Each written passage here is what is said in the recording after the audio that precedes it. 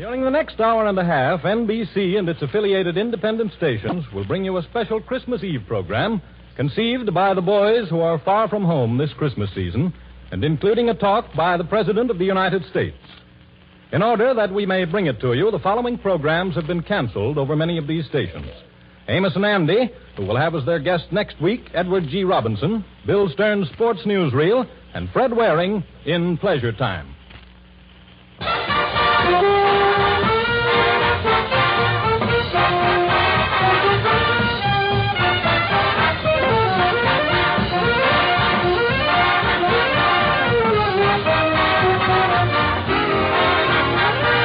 In Hollywood to conduct this worldwide tour are Lionel Barrymore, Bing Crosby, and Bob Hope. And now, let me introduce the man whose portrayal of Scrooge from Dickens' immortal Christmas Carol has become an American tradition this time of the year. Mr. Lionel Barrymore.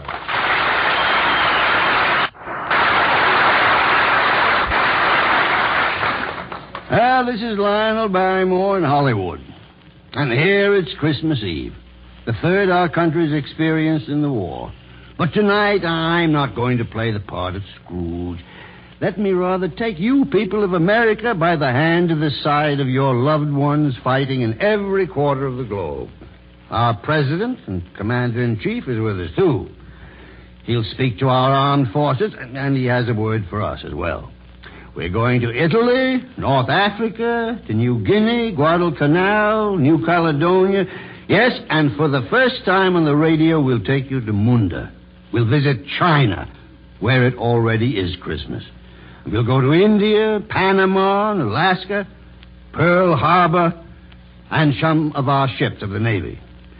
Yes, in this, our third year of war, we Americans are going to spend Christmas Eve at the fighting front of our men as they light up Christmas trees all over the world. Now, no program of this type would be complete without the presence of a certain young man. His name is synonymous with joy to the GIs. He's had the thrill of meeting most of them face to face, too. Ladies and gentlemen, may I present the guest conductor of this worldwide tour, Bob Hope.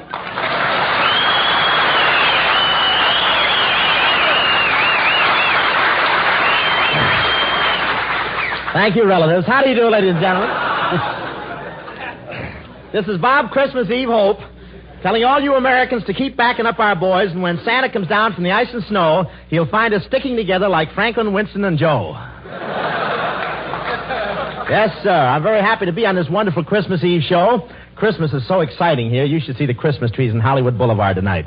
They floated down from the Yukon last week. I don't mean to say that the snow has been that loose everywhere. I understand it's so cold in the Middle West that even the Republicans are waiting for the fireside chats.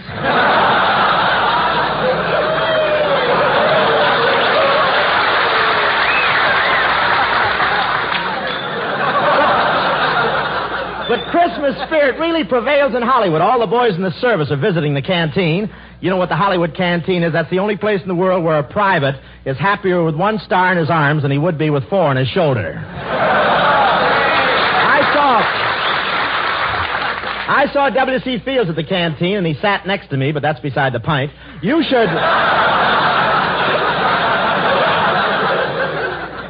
see his nose now that they lifted the dim out. It's wonderful. But I love Christmas because that's the time of the year that all my relatives come over and sit around the tree. And to think that only a few years ago, most of them were sitting in it. And it sneaks up on you, doesn't it, huh? And you should see the Christmas cards I got this year. I got one card from Dorothy Lamour with a picture of her and a sarong on it. What a picture. You know how George Washington looks straight ahead on a 2-cent stamp? Well, in this envelope, he keeps peeking over his shoulder. I got a lot of presents, but I received one present I heard ticking, so I threw it right into the bathtub, but I'm afraid I was a little hasty. Now I've got the only clock in the world where the cuckoo comes out every hour and blows bubbles. Crosby gave his kids Indian outfits with real feathers. I don't know where he got the feathers. All I know is that yesterday I saw a stork flying over Los Angeles in a bathrobe.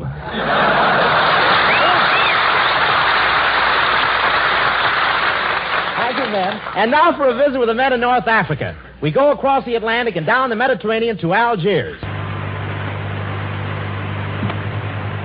It's now after 3 o'clock on Christmas morning in Algiers.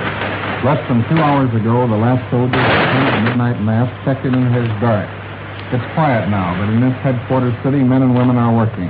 There are the truck drivers and railway engineers getting supplies up forward, the anti-aircraft gunners watching, the signal operators sending messages. In a few hours, another working day begins for everyone. But, in spite of work and war, the generous spirit of Christmas is not forgotten. Hardly a barracks or company street is without its old-fashioned American Christmas tree, and hundreds of parties have been given by Army and Navy men for the children of North Africa. A typical one took place this afternoon at the Red Cross Club, while the men of the 12th Air Force Fighter Command entertained French war orphans. Here's one of the French-speaking Santas, Sergeant John Stewart of Sheffield, Alabama. Sergeant, did the youngsters enjoy themselves? You never saw 56 kids so happy and excited. They haven't had much in the past few years, and the Fighter Command has rather adopted them. We're going to give them their Christmas dinner tomorrow. What happened at the party? Well, there was French and American carol singing, a Mickey Mouse movie, and we gave each boy and girl his own big shopping basket full of woolen clothes, toys, candy, nuts, and fruit. The men in the Fighter Command had contributed money and their rations, and even Christmas food from home. Thank you, Sergeant Stewart. We in Africa are with you at home in spirit tonight. If Bing Crosby is around, tell him to wrap up a Christmas carol and put it under a Christmas tree for us.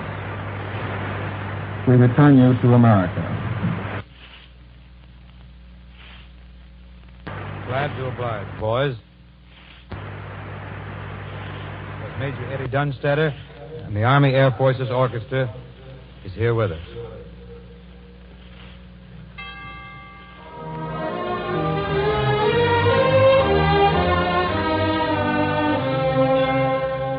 God rest ye merry gentlemen, let nothing you dismay. Remember Christ our Savior was born on Christmas Day to save us all from Satan's power when we were gone astray. Oh, tidings of comfort and joy, comfort and joy. Oh, tidings of comfort and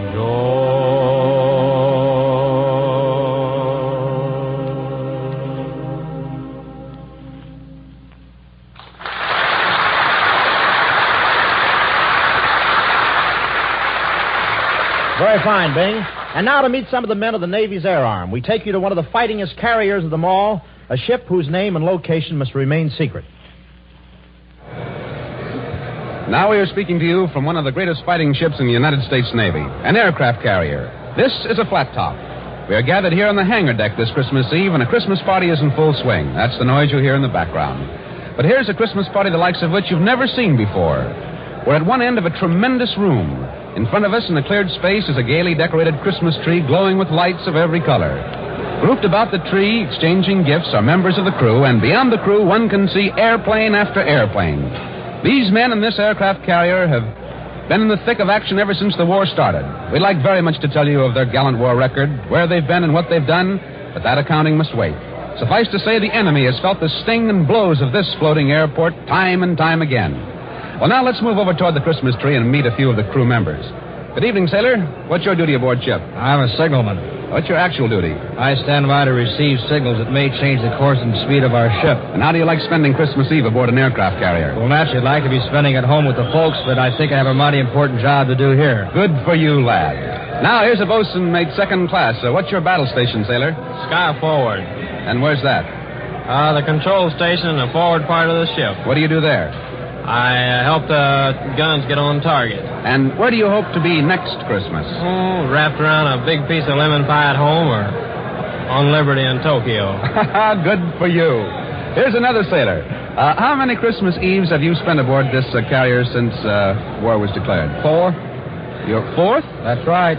Yes, but wait a minute now. This is only the third Christmas since war was declared, isn't it? Yeah, but one Christmas we crossed the international date line, had 2 Christmases 2 days in a row.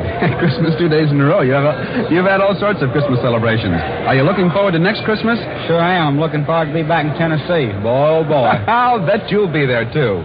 And now, men, may I have your attention, please? We are broadcasting a portion of our Christmas party all over the world. Would you like to shout your greetings to everyone listening in? Ah, that's grand. And now from this aircraft carrier to meet some of the boys in the Merchant Marine, we go to the Seamen's Church Institute.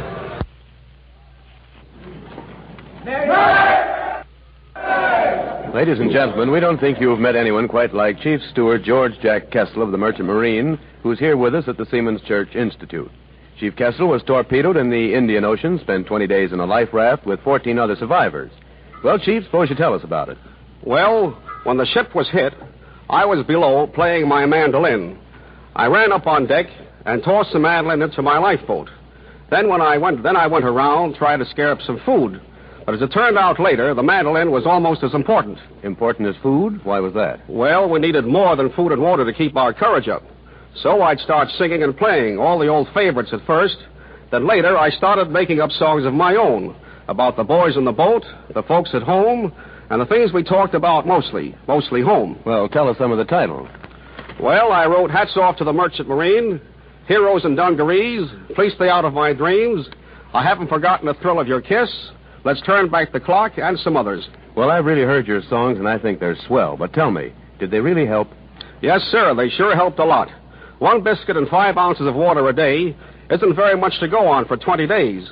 Without those songs, the boys all felt that we couldn't have made it. Well, Chief, you're probably the only composer who ever wrote his songs in a life raft. And I'll bet no composer ever had a more appreciative audience. Well, I know this. Nobody, songwriter or not, ever sailed with finer men than I've lived and worked with in the Merchant Marine for the last 15 years. And you can bet this. We'll keep them sailing until we win. Well, thanks, Chief Steward George Jack Kessel, who turned back death at sea with a song. And now, friends, one of the outfits sharing in the credit of winning the Battle of the Atlantic is the United States Coast Guard. So, for a Christmas Eve visit to these boys, we take you aboard a Coast Guard cutter. Here we are aboard a Coast Guard cutter. After taking a peek at his face, I'm willing to lay 6 to 5 he doesn't even make the arch. But he finally gets there with everybody laughing and clapping their hands, and the preacher comes forward, and Dave the Dude looks happier than ever seen him look before in his life as they all get together under the arch of flowers. Well, all of a sudden there is a terrific racket at the front door of the Woodcock Inn. And in comes a doll about 4 feet high and 5 feet wide. In fact, I never see such a wide doll. She looks all hammered down. Her face is almost as wide as her shoulders, and she makes me think of a great, big, full moon. She comes in bounding in like, and I can see that she's all trained up about something. As she bounces in, I hear a gurgle. And I look around, and I see Walter Winchester slumping down to the floor, almost dragging Miss Billy Perry with him. Well, the white doll walks right up to the bunch under the arch and says in a large, bass voice, "Which one of you is Dave the Dude?" "I'm Dave the Dude," says Dave the Dude, stepping up. "What do you mean by busting in here like a walrus and gumming up our wedding?" "Oh, so you're the guy who kidnaps my ever-loving husband to marry him off to this little red-headed pancake here, are you?" The white doll says all of that, and at the same time looking at Dave the Dude, but at the same time pointing at Miss Billy Perry. Well, now, calling Miss Billy Perry a pancake to Dave the Dude is a very serious proposition, and Dave the Dude gets very angry. "Now, listen here," Dave the Dude says. "You better take a walk before somebody clips you." Well, that's a very good story, sailor, but apparently not the right story. Now let's go to London. Come in, London.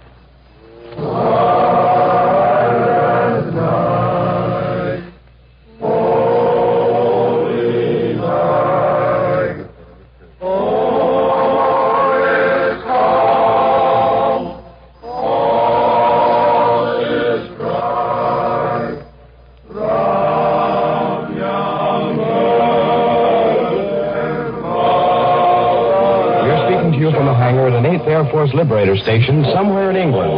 There was a party at the Aero Club tonight. The long, narrow room had been decorated with Christmas trees and evergreen boughs and red crepe paper. 30 of the men, combat and ground personnel, enlisted men and officers got together and sang Christmas carols as a part of the program.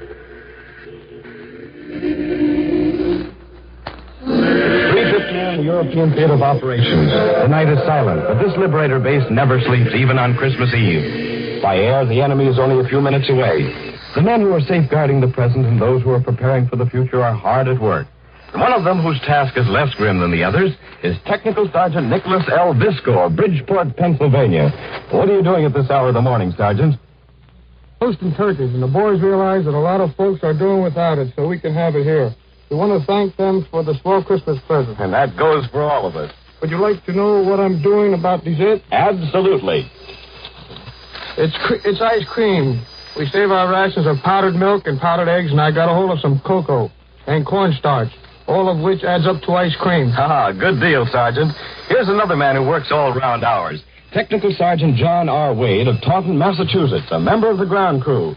Am I right about the hours, Sergeant? We're on 24-hour call, sir. Even on Christmas Eve? Even on a Christmas Eve. And that's why we brought our microphone to your workshop, to let you say Merry Christmas back home tonight. Merry Christmas, Mom, and everybody. And now, speaking for all the gunners in the European theater, is Staff Sergeant John Galanis of Plymouth, Pennsylvania, who has been on 19 missions and wears the Distinguished Flying Cross and the Air Medal with 2 clusters. Well, the best way I can put it is this. There's one ship in our group called Heaven Can Wait. It'd be like heaven to be home for Christmas this year, but heaven not only can, but has to wait until our job is finished. For the pilots, navigators, and bombardiers, First Lieutenant Alan L. Green of Oregon City, Oregon. The lieutenant is 21, has been on 17 missions, and wears the Distinguished Flying Cross, the Purple Heart, and the Air Medal. Lieutenant? Well, I feel the same way the sergeant does. Well, we've enjoyed the presents and the Christmas greetings we've had from home. We'd like to return every Merry Christmas in person, but it's back to duty now. So we might add we have some Christmas presents and some New Year's resolutions here in England. We're planning to deliver to Hitler in person. From England, the armed forces return to the United States. Well, here we are back in Hollywood.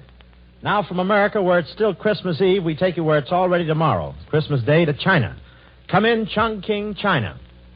Tonight, all the Army men in Chongqing will be dancing at the Victory House as guests of General Song Jian. There's no snow in Chongqing like we used to have back home in Kansas, but we're having about everything else a soldier overseas could have this Christmas. For all the boys in China, a very Merry Christmas and a fine New Year. Now from China, we'd like you to meet some of our buddies on duty in India. Over the Himalayas, we go from Chongqing to New Delhi.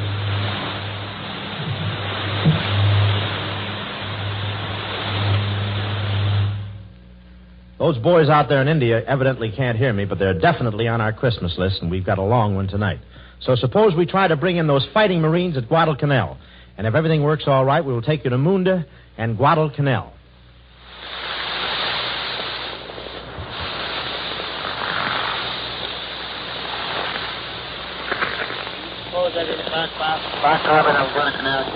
What's the matter with you, Frank? Well, I had to rush to my dentist to get you. You know how I feel about it. Yeah, me too. Minute dinner. Just how I take the dinner. Seaman first class Frank Frozen. And I am Seaman first class Jim Horshaw. I'm from Detroit, Michigan, and Frank is from Huntsville, Alabama. Yeah, we rushed up to our turkey stuffing and pudding. Say, Jim, I haven't rushed like this since we ran for a festival. That's not so long ago, just a few weeks back. See, I used to look up out of Russian Wool and die and think of my folks fast asleep down in Alabama.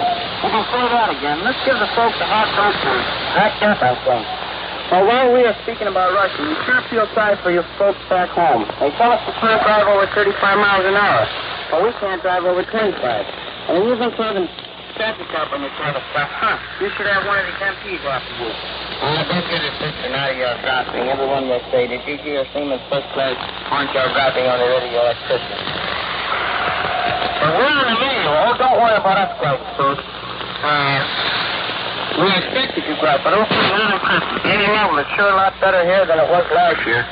Last Christmas, almost everybody spent the holidays in a foxhole. Well, folks, all we really want to say is a Merry Christmas. It's a tough fight, and we'll be home soon, Mom, I hope. I was saying first class Frank Frozen, Huntsville, Alabama, from Mother to his mother and dad, and a first sister in Alabama, and my new little brother, too. And his old little brother, too. And I want to say greetings to my mother and dad, my brothers and sisters in Detroit. Hey, hopefully I'm listening. This is Seaman First Class Jim Horshaw on Guadalcanal, switching you to London, New Georgia. Go ahead, remember. This is greetings from the Northern Colony. This is Georgetown Express speaking from Linda Airfield on New Georgia Island. This is the first broadcast to come out of the northern province. It is 1:20 on Christmas afternoon, and there are two blue jackets standing beside me. I want to tell you about Christmas on New Georgia. Here is Radio Man Second Class, Charles Bashara, of Bethlehem, New York. Thanks, Mr. Foster. I'd like to introduce my pal, Gunner's Mate Third Class, Robert McNoyers. Bob is from Cahoots, New York. Thanks, Charlie. What do we do now? Well, Charlie used to be on station WFYR in Syracuse, New York. So the show is yours, Charlie. Yes, but this is sure different than broadcasting from WFYR. And we're not really in the airfield. At the top of the hill that the Japs were trying to bomb off the map only a few weeks ago. And we have a plane growing. We're in an open space. It's not like Syracuse. And it's sure not like Christmas at home, eh, Bob? Sure isn't. We're standing here with our shirts off. And it's still plenty hot and damp. In fact, I'm soaking wet. Maybe I'm not. One thing, we did have a slow dinner just a half hour ago. I've got the menu here. Shall I read it, Charlie? Sure, go ahead. Roast turkey, vivid gravy, steak dressing, and buttered cornflakes. With potatoes, crumbled sauce, ice cream, and chocolate cake. Candy, cigarettes, and coffee. And Merry Christmas. Remember last Christmas, Bob? And we were wondering where we would be this Christmas. Yeah, well, here we are. And here we stand till we run the 30 little yellow. Wait a minute, Bob. We're on the air. And while we are, I'd like to say greetings to my mom and dad and my whole family and the staff at WFYR. I hope to be back with you soon. Me too. Christmas greetings to my mom and dad and family in Cahoots. And a special greeting to Ruth. I want to get this out and go down and meet them all night. Thank you, fellas. Thank you, Charlie, and Bob Desnoyers. I hope you're faithful listening because you're on the first broadcast of winter. This is your NBC war reporter, George Thomas Wilson, speaking from New Georgia in the northern province. I now put you to the mainland.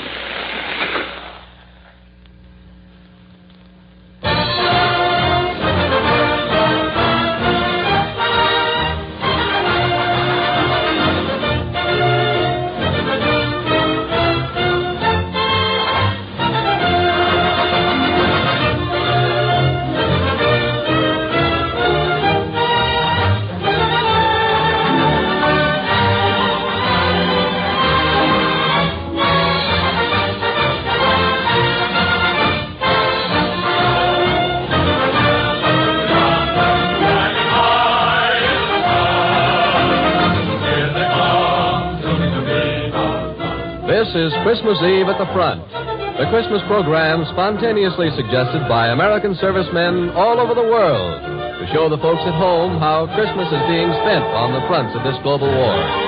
This program is being presented by the 4 major networks. We pause briefly for station identification. Out in the Pacific, our boys have given a mighty good account of themselves, and some of them are spending this Christmas in the hospital. So, for a visit with the wounded in New Caledonia, we take you to New Maya. This is New Maya, New Caledonia. It's the afternoon of Christmas Day here. Whether you're at home or getting ready for your Christmas. This program comes to you from the ward in an army hospital. There are rows of white cots occupied by our boys who have been injured in battle. Let's listen to Miss Boyer, the day nurse, who's talking to one of the patients. Hey, Charles, how are you making out with that turkey? I can do it all right. I've got to learn to do things for myself. See? You shouldn't allow time how to untie a knot with my thumb and third finger. There, I've got it. Well, I'll suppose to take you in a jiffy, and one will be fine. Golly, candy and first place, too. I knew you'd figure out how to get into wrestling. You know you've helped me a lot, Miss Boyer. Everybody has. Just think, I get you sing now twice a week over the radio. Where'd you learn to sing, Charles? Back home. That's what I did before the war. My last job was in Baltimore. And when I get back to the States, go on with fixing up with a new robe, and you don't need an arm to sing with, I'll get along fine when I get that robe. I know you will, Charles. Say, Charlie, how about a song?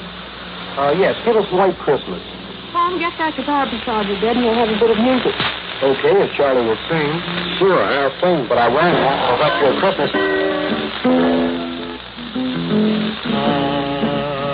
I'm dreaming of a white Christmas, just like the ones I used to know,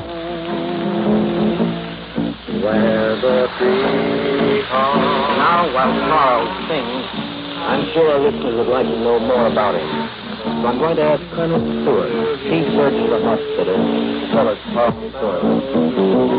Charlie's full name is Private First Class Charles E. Oates, who founded at 1507 Grace Street, Baltimore, Maryland. He was 26 years old and was injured on Guadalcanal last January 16th when a shell killed his buddy. It was necessary to amputate his left arm and right leg.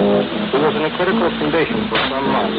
At first, he didn't want to move, but now he always starts helping someone else. He sings to the boys here in the hospital, and twice a week he goes out in his wheelchair and sings a 15-minute program over the radio. I understand, Colonel. He received many books. Love the canteen. Yes, Charlie had 31 transfusions in all. A record for the hospital.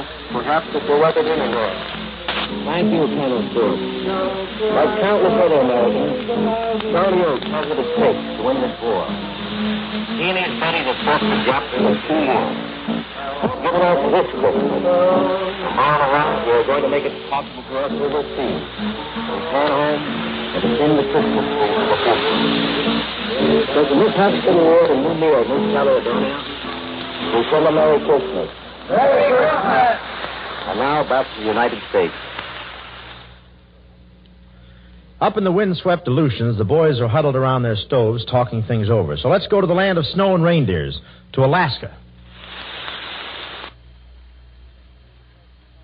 A little test from Palestine now.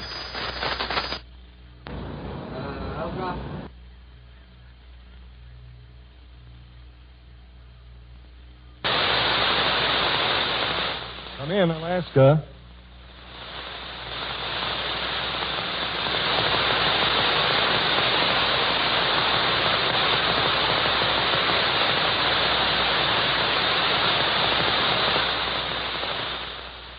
Say, Bing, we're having a little trouble getting Alaska, so step into my office, please.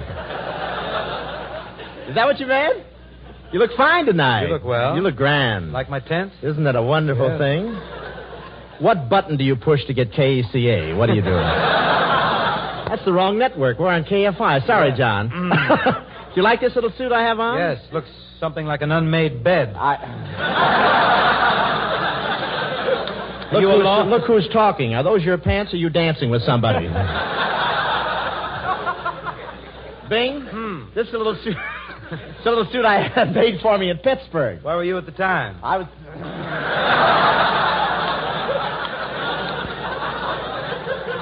Nevertheless, I like it and I'm going to buy it. I think it looks good, don't you? Yes, love it. Do you like that? Why don't you take the hanger out? Say, listen, I must tell you one thing while we're waiting for Alaska to come in. Yes? Are you there, Alaska? You know, while I was over in Africa, that when the man puts his nose, that means we're right there. If he holds it, look out. Look, I want to tell you. Ernest Hemingway told me to thank you. He did? For what? While I was over in Africa, I met Hemingway, and he told me to thank you. Nice to hear. For what? Why well, he saw your horses run, and he got the idea for whom the bell tolls. You know, and I had a wonderful time over there. Is it true that your horses are the only ones that have racks for their canes? Is it true? Lies. All lies. Filthy lies. Filthy lies. My horses haven't much speed, but they have lovely personalities, all of them. They're charming horses. They are. Yes. They're some of the finest horses in Dr. Townsend's club. I want to tell you that. Listen, another thing. Listen, Bing, I want to know one thing. Why were you late for rehearsal tonight? I couldn't get here any sooner. What do you mean you couldn't Well, something very serious happened on the way to the broadcast. I stopped at the stables to see my charges. You did? Is that right? I understand you have new stables down there by the Southern Pacific where the Super Chief goes by. That's right. The other day, the Super Chief went by and Bing lined all his horses up and said, "See, that's what I mean."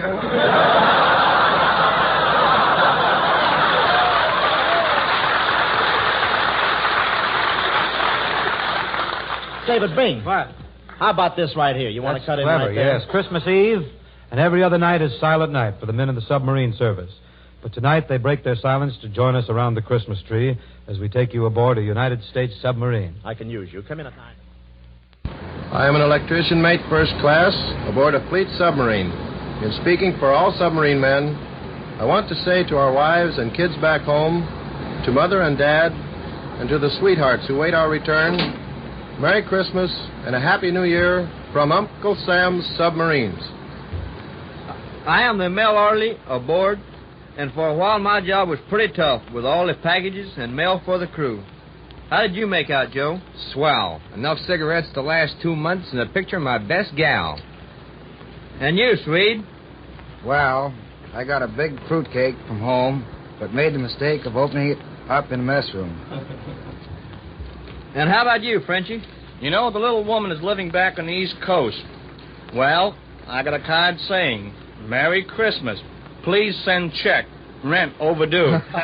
Boy, things must be pretty tough back there. Boy, you said it.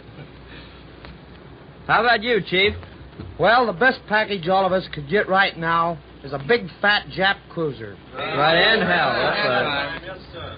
Did you see those turkeys Cookie is working on in the galley? Yeah, and all the trimmings, too. Here we go again. Take her down. Level off at periscope depth. Battle station submerged.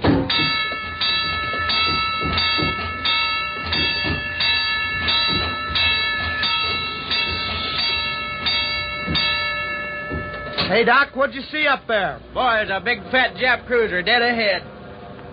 We in the Navy are mighty proud of what our buddies in the Marines and the Army have been doing in the Southwest Pacific. So from this submarine, let us go across the Pacific to New Guinea. Come in, New Guinea.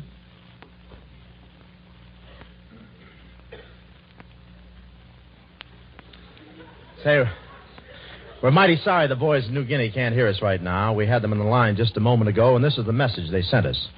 It's Christmas Day here in New Guinea. All over this island, American and Australian troops, together with their native helpers, have managed to observe the holiday to the best of their ability. Some were able to sing a carol or two last night, and a surprising number contrived to attend the religious services held last night and still being conducted today from the north bank of the Massawong River to the bomb-scarred chapels of Port Moresby. But everyone found time to open his presents and read his mail. Other than these activities, Christmas on New Guinea is a case of it being Saturday and another day of war. Trucks going toward or coming back from the war. Planes are either going out or returning from combat missions. And every once in a while, a line of natives passes by, silent and intent on holding up their end of the fight. I wish you had a chance to talk to some of our boys out here. There is Staff Sergeant Paul Blasewitz, formerly the Bronx of New York City, and now with the Troop Carrier Command. Blasewitz is a tail gunner in a flying fortress. Only they don't carry bombs, they carry freight. They call them fighting freighters because that's where they haul things they've also got to be able to fight. This is his second Christmas out here, but he says this one is a lot better than last year because they're better organized for things like Christmas. For instance, this morning he made his usual run, but by the time we hauled some stuff over to the boys at Arroway, that's over on New Britain, and the Japs didn't give us any trouble at all. Just now, Blasewitz is taking it easy, waiting for the next job to come along. And then there are the Australians down here. Boy, what a bunch of fighting men. Just now, many of them are spending their Christmas up in the Ramu Valley. You know, they've got a funny custom in the Australian Army. All of the officers roll up their sleeves and serve the Christmas dinner to the enlisted men. And that's going on today wherever the Aussies are fighting. And that's what's happening out here in New Guinea. We know that all you people back home are working with all your might to make such a broadcast as this completely unnecessary on Christmas Day of 1944. And that's the message. Well, believe me, fellas, we can't wait till the American forces return to the United States, but we realize there still is a big job ahead.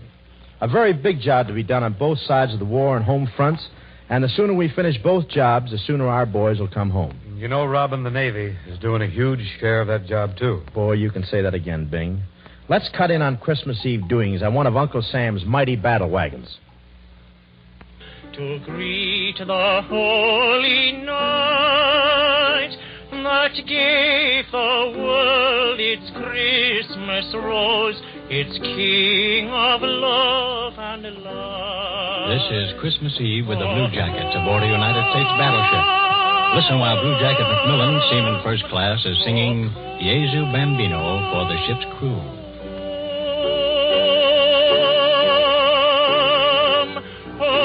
Come, let us adore him.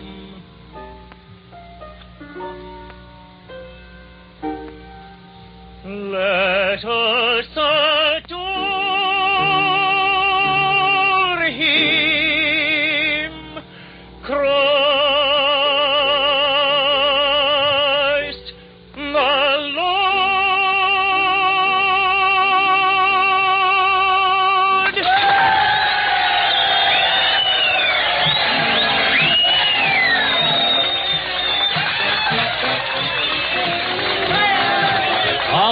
taking place down in Crew's quarters with the men gathered around their tree. It's a swell party that's been going on for some time, and there's lots more to come. Here's Chester William Smith, who has been emceeing the fun for the crew. Chet, are the boys having a good time? Yes, sir. Did the men get all their packages and mail from home? You bet.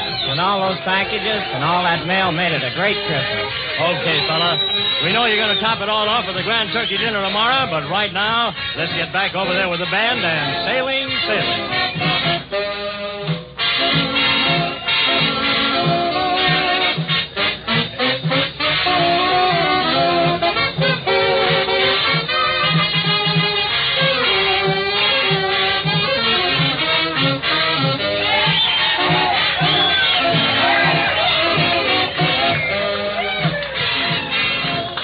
From this big battle wagon, we take you to the boys guarding our lifeline on the big ditch at Panama. This is Corporal Harvey Chester speaking from Panama. With me is Corporal Wesley Parsons, one of the men who carved out the jungle positions protecting the canal. What are the boys doing at your position tonight, Wes? 100% of them are thinking about Christmas back home. Well, so am I, but that's not all, I hope. No, as a matter of fact, the boys are having a Christmas dance right now. For the first time since we put in that position, there are some girls there. I'll bet that Christmas party is different from the ones back home. It sure is. Instead of snow on the ground, we have green grass. There's a warm breeze, and the birds are singing. Oh, how about Christmas services, Wes? There aren't enough chaplains to go to all positions, but we'll hear the midnight service over the radio. Turkey dinner tomorrow? You bet, with all the trimmings. I'm going to wish a Merry Christmas to my folks in Charleston, West Virginia, Wes. Where are yours? Detroit, Michigan.